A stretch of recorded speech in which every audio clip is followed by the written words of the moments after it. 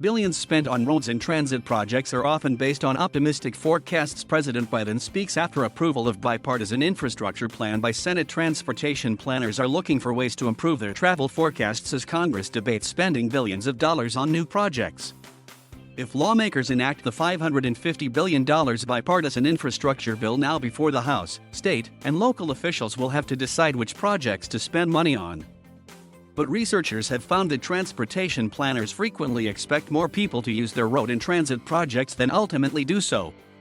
Yet those optimistic forecasts become part of the justification for spending millions or billions of dollars on such projects. The implication is rather stark. It's wasting resources, said Robert Bain, a traffic consultant who has studied toll road forecasts. We may be focusing resources and focusing investment in areas that are not as productive as other ones.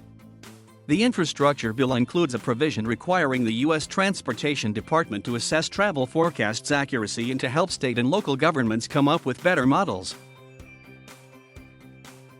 Compounding their challenge is the COVID-19 pandemic, which has changed commuting habits and clouded expectations for how people will travel in the future. Many workers have spent more than a year working remotely at least part of the time, and it isn't clear when or whether they'll return to their old patterns, making future demand for roads, buses, subways, airports, and other infrastructure difficult to gauge.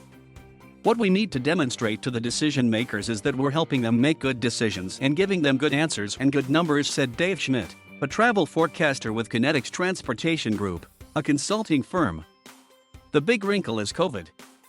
A Federal Transit Administration survey of 27 recent public transit projects that opened between 2007 and 2015 found that the average one overestimated ridership by about 21% 2 years after opening. That was an improvement over previous years. Projects that opened between 1990 and 2002 overestimated ridership by an average 77%, the FTA found. There's an enormous temptation to use ridership projections to present the project in the best possible light, said Carol Volgaris, a professor of urban planning at Harvard University. Before the pandemic, ridership of an extension of the Washington, D.C. region's subway system that opened in 2014 was roughly half of what had been forecast before it opened, according to the FTA. Those forecasts were completed before the 2007-09 recession, which limited development and population growth along the route, the agency said. Public road projects overestimated use by about 6%, according to a study of roughly 1,300 projects by the National Academies of Sciences, Engineering, and Medicine that was conducted before the pandemic. And traffic counts on a sample of toll roads around the world were roughly 77% of what had been forecast, according to Mr. Bain's research. This is probably one of the biggest failures of the industry, and not just in the U.S.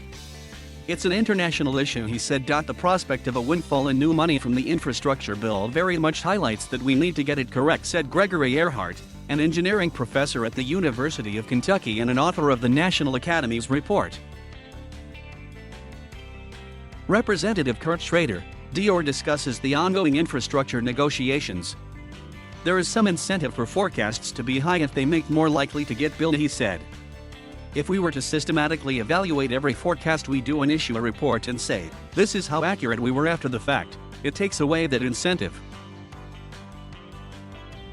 To produce a forecast, planners look at an area's population predictions and employment figures as well as the number of cars and licensed drivers in each household. They study existing roads and transit networks and estimate how often and how far people go when they commute to work or make other trips. A big unknown in any travel forecast is how the economy will evolve. A recession can sharply reduce the number of trips people make if they no longer have jobs. That, in turn, can contribute to inaccuracies in travel forecasts. Whatever the economic conditions were when the model was calibrated, we assume that those economic conditions hold true, said Mr. Schmidt, who also co-wrote the National Academy study.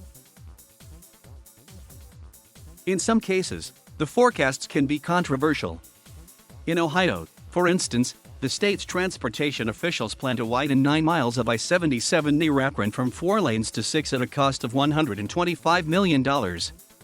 At one point on the stretch, the department sees average traffic rising to 71,890 vehicles a day in 2040 from 66093 in 2019, the last year before the pandemic, according to a 2016 forecast. At another point, the agency forecasts traffic reaching 63360, up from 52366. Matt Bruning, a spokesman for the Ohio Department of Transportation, said the forecasts account for future residential and commercial development in the area. Because of Ohio's location within a day's drive of 60% of the U.S. and Canadian population, we continue to see a steady increase in freight traffic, he said. Jason Sechty, planning director for the city of Akron, questioned those figures. "I'm fairly skeptical that the projections that are being made now are going to come to pass," he said. "I think the state still often relies on travel models that forecast that there's going to be continued growth in traffic." The Akron metropolitan area lost about 0.14% of its population between 2010 and 2020, according to the Census Bureau. "Our money could be better spent fixing the roads that we already have, or have the state maybe take a more active role in urban revitalization," Mr. Sechty said. To read more from the Wall Street Journal, click here.